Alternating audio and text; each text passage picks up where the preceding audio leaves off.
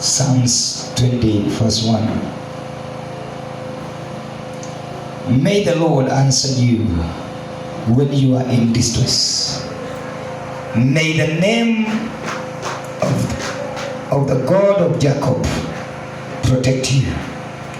May He send your help from the sanctuary and grant you support from Zion. May He remember all your sacrifice and accept your burnt offerings. May He give you the desire of your heart and make all your plans succeed.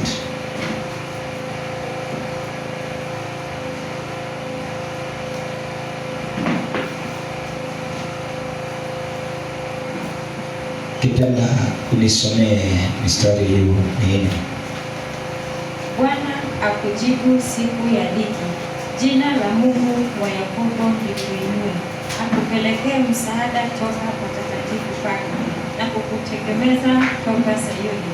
Azikumbuke sadaka zako zote na kuzitakabali dhabihu zako. Akujalie kwa kadiri ya haja ya moyo wako na kuyatimiza mashauri yako.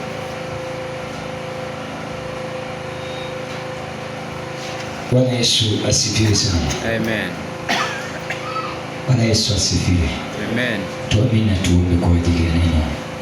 Baba, ninakushukuru kwa ajili ya neno lako ambao linatujia mchana wa leo. Ninaomba ewe Bwana Mungu aliye hai, ili ukaweze kunena nasi na ukaweze kunena na mioyo yetu, na hivyo ukalete changamko katika mioyo yetu, ili tukayafikie makusudio na matendo yako yale uliyoyaweka kwa ajili yetu. Baba, ni asante, maana lengo lako na kusudi lako ni jema, na hivyo kwa utenda kazi wako twainuka na kuyatangaza matendo yaliyo makuu. Tuangazie, tulishe, tupe chakula chetu leo. Mkate wetu Bwana utufikie. Roho Mtakatifu wa Bwana atumegee na kutulisha, ili tukapate kuinuka na kusipikia baraka zako katika jina la Yesu Kristo. Asante Mfalme, maana waenda kutenda mema. Kwa jina la Yesu Kristo tumeomba na hata kuamini. Amen. Amen. Bwana asifiwe sana. Amen. Ningependa tukaweze kushiriki neno la Bwana mchana wa leo katika kitabu hicho cha Zaburi 20 kuanzia mstari wa Bwana wa kwanza, ya kwamba Bwana na akujibu wakati wa dhiki na wakati wa matatizo. Maandiko inasema ya kwamba Bwana na akujibu wakati wa dhiki na wakati wa matatizo. Wapendwa, nyakati mingi tulipo katika matatizo, ndio huwa tunahitaji Bwana ajitokeze katika maisha yetu. Wakati tunapopitia katika changamoto zilizo nzito, wakati tunapopitia katika majaribio, majira yale ndio watu huomba pasipo na kukoma. Wakati matatizo yanapoingia, utawapata watu hawalali, hawakomi na wanasumbuka. Bwana asifiwe sana. Amen. Kwa nini maandiko inasema ya kwamba Bwana na atujibu wakati wa dhiki yetu? Inasema Bwana atujibu kwa wakati wa dhiki zetu, maana wakati wa dhiki ndizo nyakati ambazo watu unaweza pata wametoka katika uwepo wa Bwana, wakikimbia hapa na pale, wakitafuta jawabu la matatizo yao. Bwana Yesu asifiwe sana. Amen. Wakati matatizo hayapo juu, watu wanaweza kutulia na kusema ya kwamba ninajua ya kwamba Bwana atatenda, ninajua ya kwamba Bwana atajitokeza. Lakini wakati dhiki inakusukuma kwa ukuta, wakati huo ndio watu huenda kutafuta Bwana kwa bidii na huenda kutafuta Bwana katika hali zote na katika njia zote. Na hivyo maandiko inasema ya kwamba Bwana na akujibu wakati wa matatizo yako, wakati wakati unapopelekwa katika nafasi ya kufinyiliwa. Bwana Yesu asifiwe sana. Amen. Wakati watu wamefinyiliwa, huwa wanahitaji msaada, na huwa wanahitaji kufikiwa kwa upesi, huwa wanahitaji ya kutembelewa, huwa wanahitaji kufarijiwa. Na hivyo maandiko inasema ya kwamba wateule wa Bwana na watenda kazi wa Bwana watahitajika kwenda mbele za Bwana wakamuite Bwana. Naye Daudi akasema ya kwamba Bwana, unijibu wakati wa dhiki, unijibu wakati wa matatizo, unijibu wakati wa janga. Bwana Yesu asifiwe sana. Wakati watu wanapoingia katika matatizo, watu utafuta Mungu. Bwana asifiwe sana. Amen. Watu utafuta Mungu wakati wanapopatwa na mambo mabaya, wanapopatwa na kusukumwa katika maisha, wakati watu wanapopatwa na hali inakalia maisha yao, utapata watasunguka. Wanaweza sunguka hata makanisa yaliyo kijiji hii wamalize, maana wakienda hapa wanapata ni kama haijajibiwa. Wanatoka katika kanisa hilo wanaingia katika kanisa ingine, wanaenda wanaombewa, wanaona ni kama haijajibiwa, wanasonga hatua iliyo mbele. Wapendwa, kuna kitu ambacho kitakachofanya Bwana ajibu wakati wa dhiki na wakati wa matatizo. Wakati utakapomuita wakati wa dhiki na matatizo yako, ili akaweze kujitokeza, kuna mambo yatakayohitajika kutendeka. Kuna vitu ambazo zitahitaji zikaonekane katika maisha yako. Kuna hatua ambazo zitahitaji kuonekana, maana watu wanatamani kujibiwa. Hata mimi wakati niko kwa tatizo, huwa nataka Mungu ashuke na anijibu saa hiyo. Bwana asifiwe sana. Amen. Huwa nataka nione mkono wa Bwana. Bwana asifiwe sana. Amen. Nyakati zingine unaweza kuwa katika matatizo mpaka unauliza Mungu, kwani ni mimi tu nipitiange katika mambo haya? Ni mimi tu nipitishangwe katika machungu haya? Ni mimi tu Mungu nipitishangwe katika kufinyiliwa huko? Ni mimi tu nipitishangwe katika madharau haya? Ni mimi tu watu wakuwe wakiniona katika upeo huu? Ni mimi tu Mungu nionekanange katika kiwango huko? Yaani inafika mahali unakuta moyo umeenda chini. Bwana asifiwe sana. Amen. Bwana Yesu asifiwe sana. Amen. Sijui kama kwako imeshawahi fika mahali ukashushika moyo mpaka sasa unahisi it has no taste. Bwana asifiwe sana. Amen. Ya kwamba haina ladha tena, ya kwamba katika kule kutafuta ni kama hakuna ladha tena, ni kama kule kuendelea ni kama hakuna ladha tena. Ikawa Daudi anamwambia Bwana, nijibu wakati wa dhiki. Akinena mambo haya, alikuwa katika dhiki na alikuwa katika mateso, alikuwa katika hali ambazo zilizokuwa zinamfinyilia, alikuwa katikati ya vita ambazo zilikuwa zimeinuka, alikuwa katika hali ya watesi wakimwangaisha, alikuwa katika mapito magumu. Akamwambia, Bwana, nisikie wakati wa dhiki na unijibu. Allah asifiwe sana. Amen. Kuna maombi mengine haifanyi katika hali ya kawaida. Lazima huyu mtu akiwa katika hali hii upate aliyefanya, ipate aliyetekeleza kulingana na mazingira aliyekuwa ndani yake. Alikuwa katika mazingira ya kufinyiliwa, alikuwa katika mazingira ambao ni ya kuhangaika na kuteseka, alikuwa katika mazingira ya kuwaona watu wakimfinyilia, alikuwa katika mazingira ya kuwaona watu wakifanya vitu ambazo ni za kuangamiza na kukusudia kumwangamiza. Akamwambia, Bwana, sasa tazama, ninahitaji ili ukaweze kunijibu wakati huu wa dhiki. Bwana, ninakutazama wakati huu wa matatizo yangu. Bwana, ninakutazama kazi katika hatua zako. Bwana asifiwe sana. Alipoona Bwana ni kama amechelewa kujibu, Bwana asifiwe sana, ya kwamba akaomba ajibiwe kwa sababu yako kwa matatizo, na akaona Bwana ni kama amekawia. Bwana Yesu asifiwe sana. Akaona ni kama Bwana hajakuja kwa wepesi vile alivyotamani na vile alivyotaka.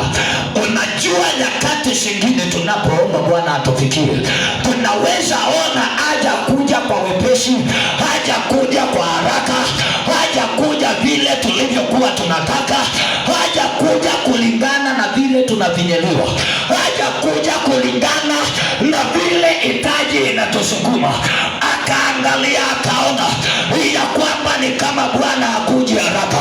Akangeuka na akamwambia Bwana ya kwamba tazama, ninajiwasilisha na ninasema ya kwamba ninakuhitaji. Hebu tusomee mstari wa pili. Mstari wa pili.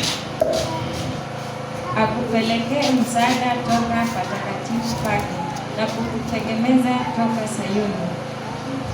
Akasema Bwana, unipelekee, uniletee, utuletee wateule wako msaada wako toka mahali patakatifu na toka Sayuni. Haleluya. Bwana asifiwe sana. Amen. Ya kwamba akajua ni kitu moja tu nitafanya.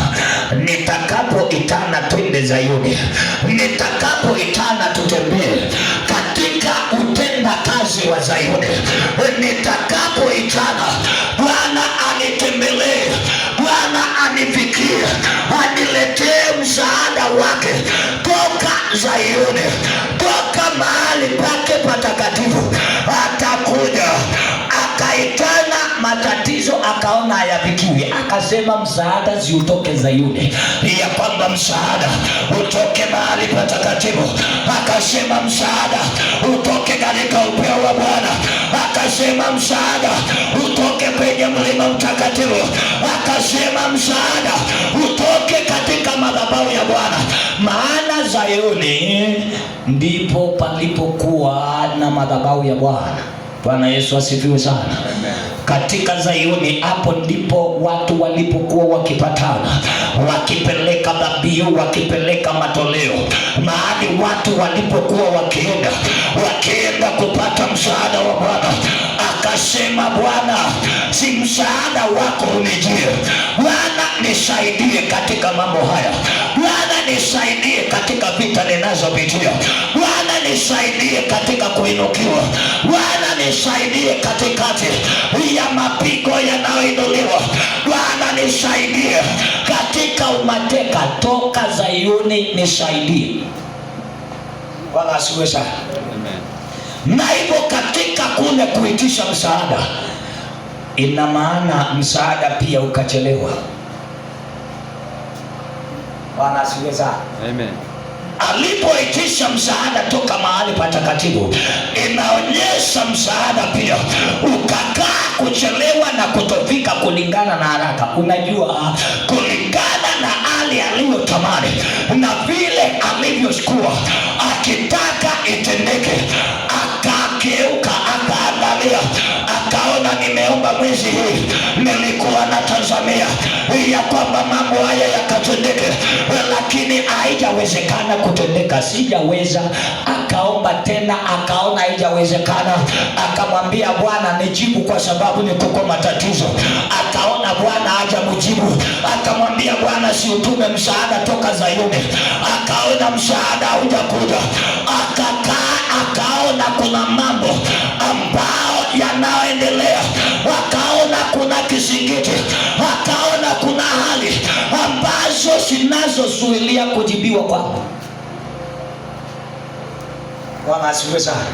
Akaona kuna hatua ambazo zinazofanya nisijibiwe. Bwana asifiwe sana. Na hivyo akaenda hatua ya tatu. Bwana asifiwe sana.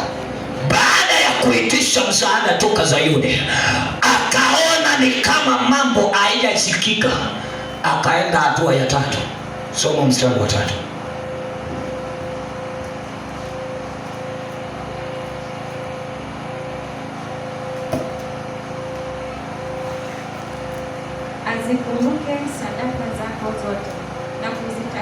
dhabihu zako. Bwana Yesu asifiwe sana. Asikumbuke sadaka. Bwana Yesu asifiwe sana. Ya kwamba asikumbuke sadaka zako zote na asikumbuke dhabihu zako zote. Yaani aliona sasa mahali imefikia, wacha nimkumbushe Mungu tu zile sadaka na zile dhabihu. Namwambia Bwana Mungu, kumbuka ili jambo nimelitolea dhabihu na hatua hii na haijatendeka. Ili jambo nimelitolea sadaka lakini halijatendeka. Ya kwamba akasema Bwana usikumbuke. Bwana asifiwe sana. Amen. Ya kwamba katika mapito kuna mambo tutapigia, kuna mahitaji tutaendea, tutaomba tujibiwe sababu tuko kwa matatizo na yatakosa kusikika. Tutaenda kumwambia Bwana, tunakuabudu, natoka Zayuni tusaidie, upate majawabu alijakuja. Anasonga hatua, anasema kumbuka sadaka na dhabihu. Bwana asifiwe sana. Wakati ambao tunapotembea na tunapoenenda kufikia mahali pa kumkumbusha Bwana dhabihu na matoleo ambao tumeyawasilisha mbele za Bwana, ya kwamba dhabihu na matoleo ambazo tunazoziwasilisha ina maana kuwa ya kwamba tunahitaji Bwana ashuke kwa haraka. Bwana asifiwe sana. Amen. Hautakumbusha Bwana yale uliyoyatenda. Bwana asifiwe sana. Hautaingia katika nafasi hiyo ya kwamba ninahitaji ili nikawe na jambo nimetenda, na hivyo hii ina maana kuwa watakayeenda katika kiwango cha tatu ni wale ambao wako na kitu wanatekeleza, ni wale ambao wako na dhabihu wanaweza kumkumbusha Bwana, ni wale ambao wako na kazi ambao wanaitekeleza katika madhabahu ya Bwana, ni wale ambao wamewasilisha sadaka zao katika madhabahu ya Bwana. Wamwambie Bwana, kumbuka Bwana, angalia kujitolea kwangu Bwana, angalia kufanya kazi kwangu Bwana, angalia kile ninachokitekeleza katika nyumba yako. Maana mahali imefikia, hautaokolewa kwa maombi tu, utaokolewa na kazi inaokufanya na unaoifanya katika nyumba ya Bwana. Bwana asifiwe sana. Amen. Daudi akatazama na akaliangalia, akamwambia Bwana, sikumbuke. Maana katika kutoa dhabihu alikuwa anatoa katika sadaka. Unajua akikuja kuomba maombi haya alikuwa ameenda kwa vita. Bwana asifiwe sana. Alipoenda kwa vita, maandiko inasema akarudi akakuta bibi, watoto, vitu vyake vyote vimechukuliwa na maadui. Akaenda katika vita na kupiga Wateshi. Alipoenda akaenda akatafuta njia ya kumfikia, akapiga maadui, ndio wakatoroka. Na baada ya kuwapiga, aliporejea akakuta na kwake maadui waliingia, wakaokota na wakachukua kila kitu, wakabeba bibi na watoto na mali. Na watu walioenda vita nao waliokuwa ni wanajeshi wake wakangeuka na wakamwambia, kama haurejeshi bibi zetu, kama haurejeshi watoto wetu, nasi tutakupiga mawe tukuue. Bwana asifiwe sana. Amen. Ya kwamba mahali imefikia sasa ni wewe, tutaonana na wewe, maana ulituambia twende kwa vita na Bwana hakuwa amesema tuende. Ukiona tumenyang'anywa kila kitu, ukiona maadui wameingia wakachukua mali yetu yote, ina maana kuwa Mungu hakuwa amesema twende. Kwa hivyo ulituambia twende majira ambao Bwana hakusema. Kwa hivyo tunataka sasa, kama haurejeshi, kama hawarejei, nasi tutakupiga mawe. Akaangalia akaona ya kwamba na sitakaa katika hali ile, sitaendelea na kungoja katika mapito yale. Akakimbia madhabahuni mwa Bwana, akawasilisha ibada yake, akamwambia Bwana, tazama maadui hawa wa sasa, majeshi hawa wanataka kunimaliza. Nilikuwa nao, nilikuwa naenda vita nao, tulikuwa tunaenda kupiga vita nao, tulikuwa tunaenda kupiga maadui nao, lakini tumerejea nikapata maadui wameingia wakabeba kila kitu. Sasa tazama, wale watenda kazi wamenigeuka na wanataka kunimaliza. Bwana asifiwe sana. Amen. Ya kwamba watu uliowaongoza wanaweza kukugeuka na wakupige. Bwana asifiwe sana. Watu uliowaongoza katika ibada, watu uliowaongoza kanisani, watu uliowaongoza katika familia, watu uliowaongoza katika hatua, wanaweza geuka wakati wanaona ni kama mambo haijaenda vile walivyotaka, hawajafanikiwa vile walivyotaka, hawakufaulu vile walivyotaka, wamerudi wakapata mambo yao yameharibika, na wao watakungeuka. Na hii ndio sababu hata unaweza pata mchungaji anapigwa na washirika mpaka anaisha. Si kupenda kwao, ni maandiko. Bwana asifiwe sana. Amen. Ya kwamba kukaingia vita katikati ya Daudi na majeshi, ya kwamba sasa kwa sababu tumeenda vita nawe na tumepiga maadui, ndio tumewashinda, lakini angalia wameenda na kila kitu. Haleluya. Bwana Yesu asifiwe. Amen. Bwana Yesu asifiwe. Amen. Unajua unaweza saidia watu, lakini wakungeuka, wakupige na wakuangaishe mpaka uanze kujuta, kwa nini niliwasaidia? Kwa nini nilikubali niende nao? Kwa nini Bwana asifiwe sana. Amen. Majira hayo yakiwadia, hauhitaji kungeukia watu, hauhitaji kungeukia majeshi yanayokupiga, hauhitaji kukimbia kwenda kwa maadui, wala hauhitaji kwenda kwa wale wanaopigana nawe. Inahitaji ukimbie madhabahuni mwa Bwana, umwambie Bwana, sikumbuke dhabihu zangu, umwambie Bwana, kumbuka sadaka zangu, umwambie Bwana, kumbuka matendo yangu, umwambie Bwana, kumbuka kujitolea kwangu, umwambie Bwana, kumbuka yale ambao ninayoyatenda katika ufalme wako, yale ninayoyatekeleza ili watenda kazi wako wakapone. Ni nini unaotekeleza mpendwa, ambao unaoweza kukumbusha Bwana? Bwana asifiwe sana. Amen. Ya kwamba alipoenda katika vita ndio wameshinda vita maadui, lakini waliporudi nyumbani hakuna bibi, hakuna watoto, hakuna mali, vitu vyote vimeenda, vitu vyote vimeondolewa, vitu vyote vimetembea, vitu vyote vimekusanywa. Bwana asifiwe sana. Amen. Tunaweza soma mstari huo pale Samuel chapter number 30 verse number 6. Now David was greatly distressed, for the people spoke of stoning him, because the soul of all the people was grieved, every man for his son and his daughter. But David strengthened himself in the Lord his God. Naye Daudi akafadhaika sana, kwa sababu watu walikuwa wakisema kwamba apigwe kwa mawe, kwa maana nafsi za hao watu wote walisononeka, kila mtu kwa ajili ya wanawe na binti zake. Lakini Daudi alijitia nguvu katika Bwana Mungu wake. Bwana Yesu asifiwe sana. Amen. Ya kwamba akaenda kwa vita. Ndio nyakati mingi tumekuwa katika vita na tukashinda, lakini tunaporejea tunakuta watu tuliokuwa tunapigania ndio wanatupiga. Tunaenda kuombea watu wapone, watu wakombolewe, na baada ya kukombolewa wale watu wanainuka, wanakuwa ndio wanaotaka kutuangamiza. Tunaenda kusaidia watu wainuke katika maisha. Baada ya kwenda kuwasaidia, wakiondoka katika matatizo yao, wanakuwa mwiba.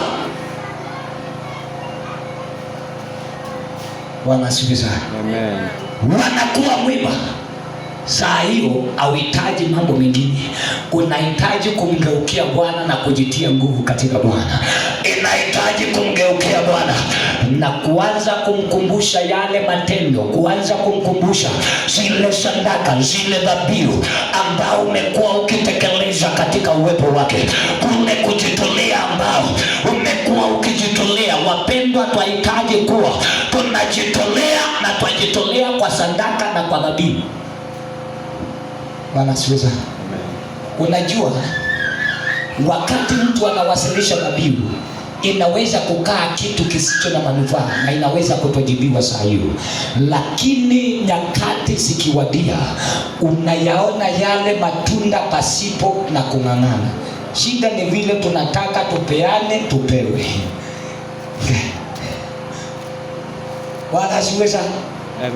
Tatizo ni kwamba tunataka tupeane, tupewe. Naye dhabihu haifanyangi kazi katika hatua ile. Inafanya kazi ya kwamba wasilisha dhabihu na matoleo yako na sadaka zako mbele za Bwana, na wakati dhiki itakapokuja, sasa muite Bwana, atakuja. Bwana asifiwe sana. Wasilisha sadaka, wasilisha dhabihu zako katika madhabahu ya Bwana. Kile kinachotusumbua ni vile hata kutoa hizo sadaka, hata kutoa hizo dhabihu hatutaki. Tunangojea mpaka ikiumana. Sasa tukiwa kwa kona, ndio unakuta saa hiyo naweza kimbia raundi 5 nikitafuta, nikikosa na kopa, nikikopa, nikikosa, na mpaka naenda kwa loan unaita. Sasa ndio nasema ati natafuta hiyo. Sio hiyo. Bwana asifiwe sana. Amen. Ya kwamba dhabihu zinazopendeza ni zile unazoziwasilisha ili Bwana akaweze kuzipokea na akaweze kuzitenda, akaweze kuzisikia. Hivyo tutakapomuita Bwana wakati tunapohitajika, ama wakati tulipo na mahitaji, itaenda tuone ni kama hatujajibiwa. Tukiona hatujajibiwa katika matatizo, tunamwambia Bwana. Hiyo ni section ya pili ya maombi, ya kumwambia Bwana, tuma msaada wako toka Sayuni, tuma msaada wako toka mbinguni, tuma majeshi toka kiti chako cha enzi, ya kwamba yakanishindile, ya kwamba yakaniokoe, ya kwamba yakaokoe watu wako, ya kwamba yakaokoe madhabahu haya, ya kwamba yakaokoe huduma huu.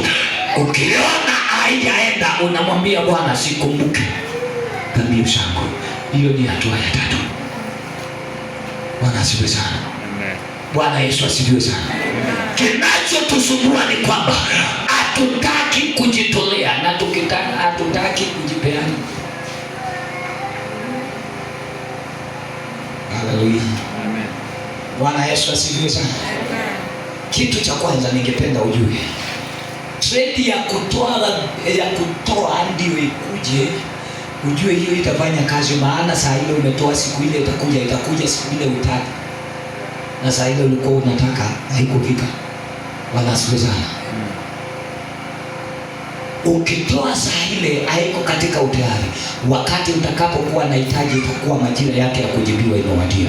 Usipotekeleza kwa majira yake, wakati utakuwa katika dhiki, itakaa kuchelewa, itakaa kukawia, na hiyo ndio itakufanya sasa uanze kuenda, uanze kutembea, ukitafuta ni wapi nitakapopata. Unatoka kwa kanisa hili unaingia kwa kanisa hili, unatafuta uone kama utapata msaada. Tulia, jua mambo bado. Bwana asifiwe sana. Maana kinachohitajika ni uende hatua kwa hatua na kufikia. Maandiko inasema ya kwamba alipokaa akaomba ya kwamba nimeita Mungu akuje ili aweze kuniokoa katika ghadhabu hii.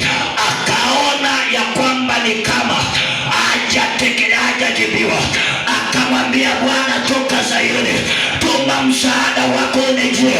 Akaona msaada hujakuja, akamwambia Bwana, nikukumbuka dhabihu na sadaka zangu, kumbuka matoleo yangu, kumbuka kujitolea kwangu kukutumikia. Bwana akasikiza, akaona kweli na kule kutumikia, akamwambia amuka, fuata, utapata vyote vilivyopotea. Alipokumbushwa matendo, alipokumbushwa yale Daudi ametenda kwa ajili ya ufalme wake,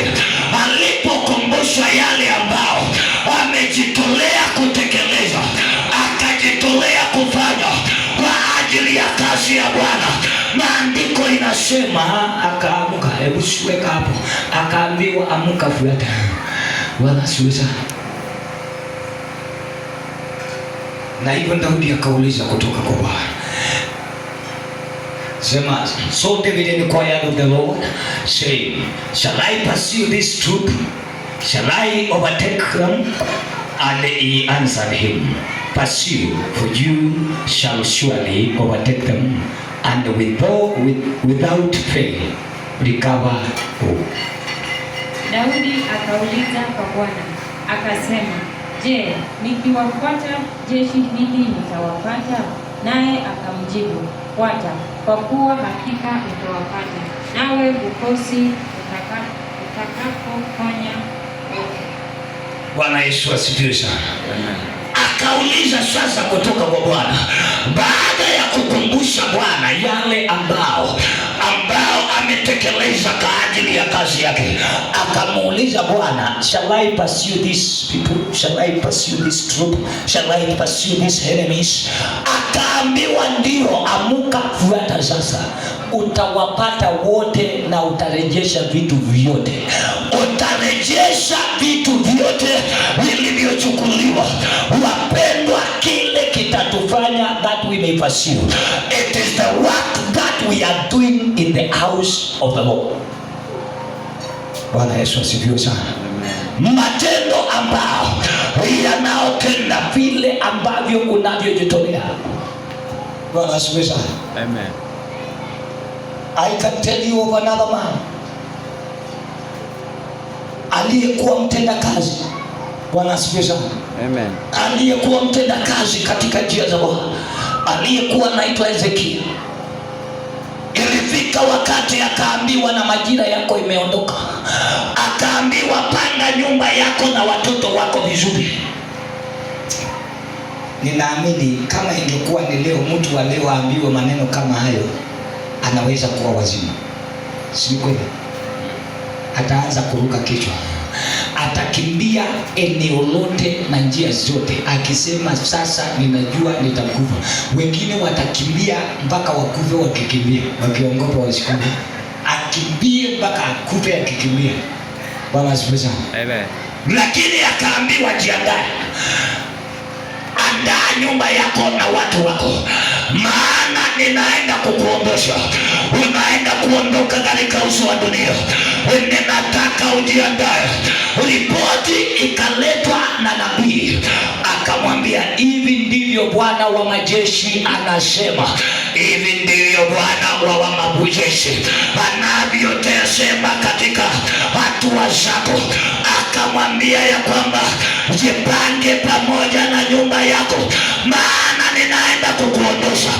Alipoambiwa, maandiko inasema akageuka na akageukia ukuta, akamwambia Bwana, kumbuka vile nilivyoifanya kazi yako. Akaanza kumkumbusha Bwana yale ambao ameyatenda. Akaanza kumkumbusha Bwana zile vitu ambazo amekuwa akitekeleza kwa ajili ya kazi yake. Akaanza kumkumbusha Bwana vile ambavyo amekuwa akifuatilia. Wapendo wasimama. Hakika kanisa hili tupate mtu anafuatilia, wapendo wasimame. Tupate mtu anafuatilia, wapendo wafanye kazi ya Mungu. Tupate mpendo anajitolea kuhimiza wapendo kujitolea ili kusupport kazi ya Bwana. Majira yakafika ya mtu Hezekia, akaambiwa, akaletewa ripoti. Na unajua nyakati hizo nabii akifika kwako, it is either kulikuwa na hatari, analeta ripoti ya hatari, ama analeta ripoti ya amani. Bwana asifiwe sana. Ilikuwa ikuwe mambo mbili, ya kwamba alete ripoti ya hatari ama alete ripoti ya hatari. Na hivyo alipoingia ya kwamba mtumishi wa Bwana Isaia akaenda kwa Hezekia akamwambia, mambo haya mahali ambapo yamefikia, mbingu linasema na majira yako yamekamilika. Akaangalia na akasikiza yale ambayo yanasema. akasema ndio, kama Bwana ametumana, ninajua hakika hakuna jambo lingine, ni lazima kutatendeka. Akaona mambo haya lazima yatatokea, akaona njia hizi lazima zitatokea. Maandiko inasema ya kwamba akangeukia ukuta na akamulilia Bwana, akamkumbusha matendo yale aliyoyatekeleza. Akaanza kumkumbusha Mungu yale ambao Bwana, yale ambao ameyatenda kwa ajili ya ufalme wa Mungu, yale ambao amekuwa akitenda kwa ajili ya kuendeleza kazi yake. Akamkumbusha Bwana vile ambavyo amejitolea. Mpaka Bwana akaangalia akasema, na ndio, kulingana na maombi na kilio chako nimekisikia, nimekuongeza miaka 15 kuendelea na kuishi. Akaambiwa, ninakuongeza kwa sababu nimeyaona, nimekisikia, na kazi unaofanya ni njema. Wapendwa, nyakati zingine hali tunazokaa na zinazotutesa, zinatutesa kwa sababu hatujihusiki na hatujihusishi na kazi ya Bwana. Bwana asifiwe sana. Bwana Yesu asifiwe sana. Amen. Akamwambia, Bwana amesisikia, amekisikia kilio chako, na amesema imeongezeka miaka 15. Kuanzia majira haya nitaenda kukuongeza miaka 15 ya kuendelea na safari. Maandiko inasema hivyo katika kitabu cha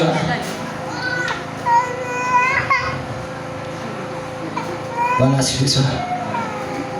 Tunaweza soma pamoja. Go and tell Ezekiel thus saith the Lord, the God of David, your father. I have heard your prayer. I have seen your tears. Surely I will add to your days 15 years. Surely I have heard your cry. Wapendwa, ni nini leo hii unaweza Mungu akilete ghadhabu ikija, ni nini unaweza kumkumbusha Mungu katika kazi yake? Ni nini unaweza kukumbusha Mungu katika utenda kazi? Ni nini unaoweza kukumbusha Mungu? Unamwambia katika madhabahu yako, ninawasilisha jambo fulani, ninatekeleza kazi fulani, ninatekeleza hatua fulani, ninatekeleza njia fulani, niko mahali hapo kwa ajili ya ufalme wako, niko mahali pale. Bwana asifiwe sana. Bwana Yesu asifiwe. Amen. Wengine wamekuwa majeshi yale yalikuwa yanapiga Daudi sababu mambo yameenda Kongo. Bwana asifiwe sana. Hata wengine katikati yetu wanakuwa ni kama majeshi hayo, yanasema tutakupiga tukuangamize. Wanasema, na unajua kupiga kwa nyakati zile ilikuwa ni kiasilia, unapigwa mawe unakufa. Leo hii si mawe na si haupigwi na utupiwi mawe, lakini unarusha mawe ya maneno, unarusha mawe ya vituko, sarakazi na hali zile zitakazobomoa maisha yako urudi chini, ya kwamba katika kule kutenda kazi unapata warejeshwa katika umateka. It is not about what we are doing today, it is about what is happening. Na hivyo katikati yetu unapata hata majeshi yanayotaka kutupiga yatumalize yangalipo. Bwana Yesu asifiwe sana. Bwana Yesu asifiwe sana. Hebu salimia jirani. Ndio leo sijui mimi ni wakutupa mawe ama mimi ni wakutia moyo. Bwana asifiwe sana. Amen. Maana kuna watu wa kubomoa au wafanyikazi na majeshi, si ya kwamba walikuwa wabaya. Bwana asifiwe sana. Si ya kwamba walikuwa wabaya, walikuwa ni askari ambao walikuwa wanalinda Daudi asiwawe na Wafilisti. Walikuwa ni wanajeshi waliokuwa wanatetea ufalme wa Daudi usimame, lakini ikafika mahali wakamgeuka. Wapendwa, ningependa tukatazame na tukaangalie ya kwamba kabla hatujafika kiwango kile, kabla haujafika mahali pa kuinukiwa na watu, kabla wa familia yenu hawajaanza kukuinukia, kabla majirani hawajaanza kukuinukia, kabla watu waliye karibu nawe hawajaanza vita nawe, angalia ni kitu gani unatekeleza kwa madhabahu kinaweza ambiwa Mungu akoe.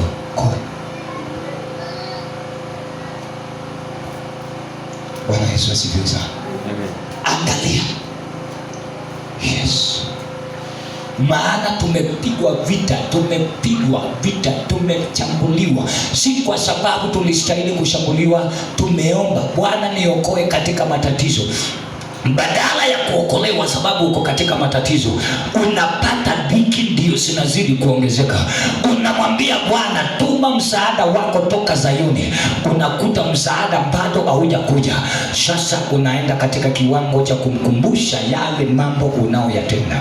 Wapendwa, tunahitajika kuwa tunajitolea. Ni kitu gani unaweza kumbusha Mungu katika madhabahu? Ni matoleo gani unaweza kumwambia Bwana, tazama, I have been standing because of your kingdom. I have been supporting your work. I have been supporting your mission in this house. I have been supporting your kingdom. What you are doing shall save you when you present it to the Lord. Na wakati wa dhiki yako ukiitana, naye Mungu atakusikia. Bwana asifiwe sana. Amen. Alingeuka tu, hakuomba siku mbili. Aliomba siku moja tu, akamwambia Mungu, kumbuka mimi ndio nimekuwa nikifanya, mimi ndio nimekuwa nikishikilia wajane, mimi ndio nimekuwa nikisaidia watu waliolemewa, masikini wamekuwa wakinitegemea.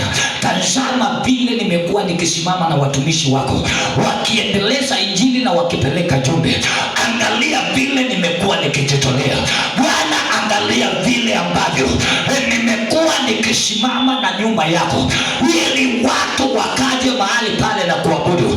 Vile nimekuwa nikitoa sapota ya kulipa madhabahu yako. Baba, kumbuka. Baba anaangalia, anasema huyu mtu asisumbuliwe, awachane na yeye, ako na kazi anafanya. He has something that he is doing. Wala siweza. Na hata kama vita zilikuwa mingi, unakuta zile vita zinaondolewa, unapata yale mashambulizi yanaondolewa, unapata zile njia zinaondolewa. Lakini kama itakuwa ya kwamba ni kukaa na kungojea viki itakapokuja, tutaitana na itakosa kujibiwa, utaenda tuitishe msaada, utakosekana. Ukosekane kitu cha kukumbusha Mungu katika madhabahu. Ikikosekana itabidi sasa tuseme basi, sasa Mungu, mapenzi yako na yafanye nini? Yatimie.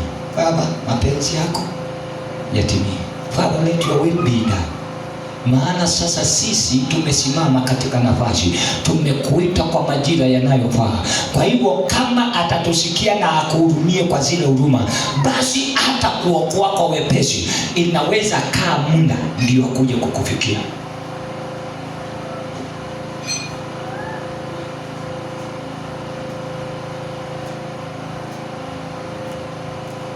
Najua kuna kitu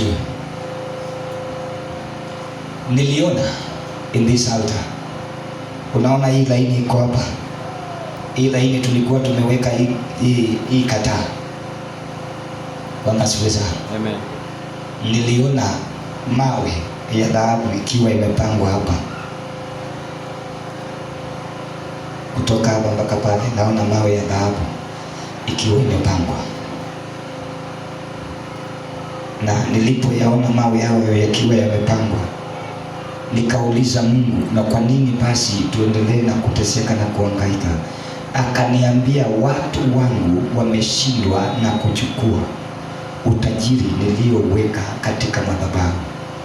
Ipo wamekuwa wakitegemea nguvu zao. Na ukweli nilipoangalia nikaona kweli imekuwa. In this altar there is a lot of great riches. Lakini ukikuja kuchukua, utakuja kusema nimechukua, nimeenda. You come and take, ndio uweze kutoka na kitu. hawezi kuja kuokota na unaenda. Itahitaji mtu anakuja kwa njia inayostahili. Unapokujia kitu, unakuja na kitu, ndio mkono uliyeleta utarudisha na kitu. Lakini kwa sababu watu wamekosa kufuatilia, imekuwa sasa, niseme aje, dhahabu na mali imehifadhika hapa. Labda kuna watu wamekuwa wakipata kidogo tu, kuna watu wamekuwa wakikuja wanachota kidogo.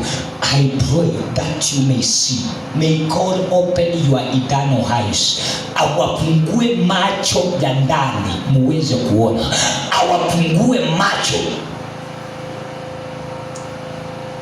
Haleluya.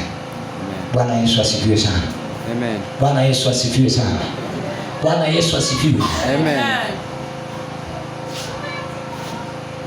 Shetani anapoona ya kwamba watu wa Mungu hawaelewi udhamana wa kitu walio nacho, huwa anawapumbaza na kuwakalisha chini, wanaona ni kama.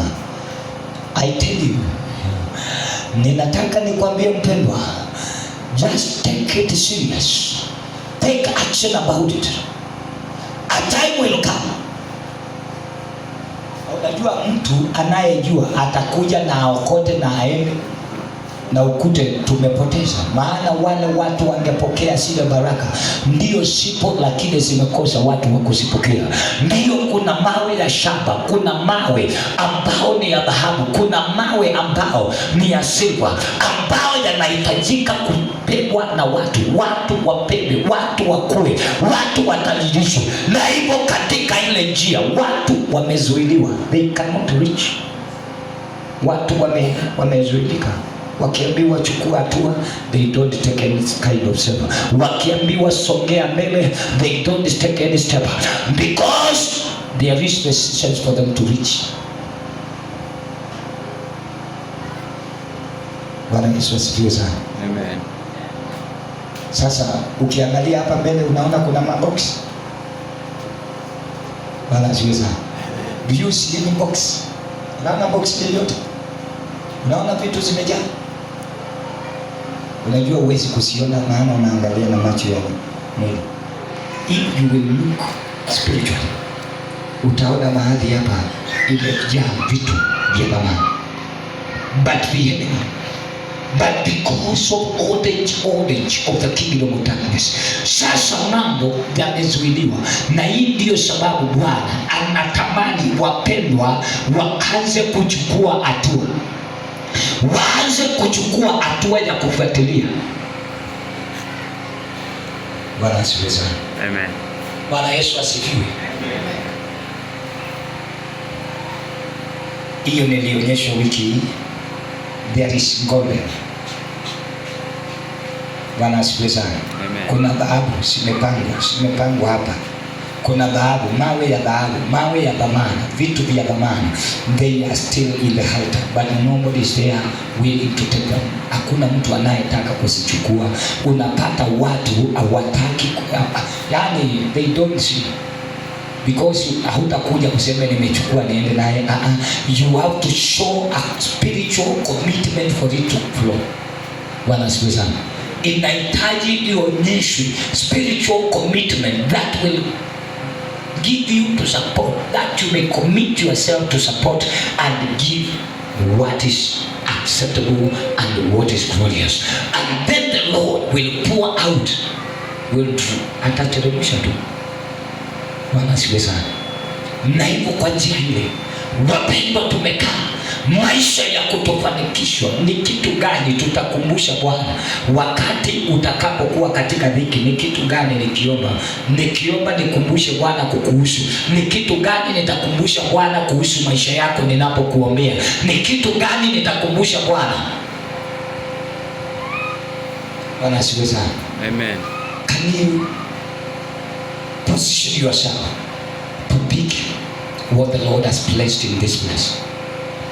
Bwana asifiwe sana. Na hivyo ikiwekwa kwa wakati unaokubalika, nawe utaanza kukua, nawe utaanza kutembea, ya kwamba majira na wakati wa madhabahu haya kutembea na kuangaza kwa mataifa imewadia. It is only people who are holding, it is authorities. Naye kuna kitu moja nilisema, na kuna kitu moja ninasema leo, ya kwamba I will do the will of God. Nitatembea katika makusudio ya Bwana ili nitimilize kusudio la Kristo katika maisha yangu. Itatokea katika maisha yangu, itatokea katika makusudio yangu, ya kwamba kile Bwana anachotamani nitekeleze. That is what I will do. And that is the reason why I will not go back. I will not get in reverse gear. I will keep on walking until I attain what the Lord has purposed for that my days.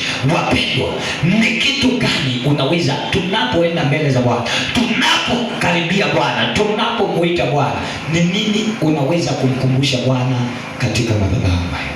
Unamwambia Bwana, nimejitolea kwa ajili ya ufalme wako, nimejitolea watu wakahubiriwe, nimejitolea kusimama katika nafasi watu waingie katika ibada, waombe pasipo na kung'ang'ana. Nimejitolea katika hali hii na njia ile. What are you doing as a person? Tusimame.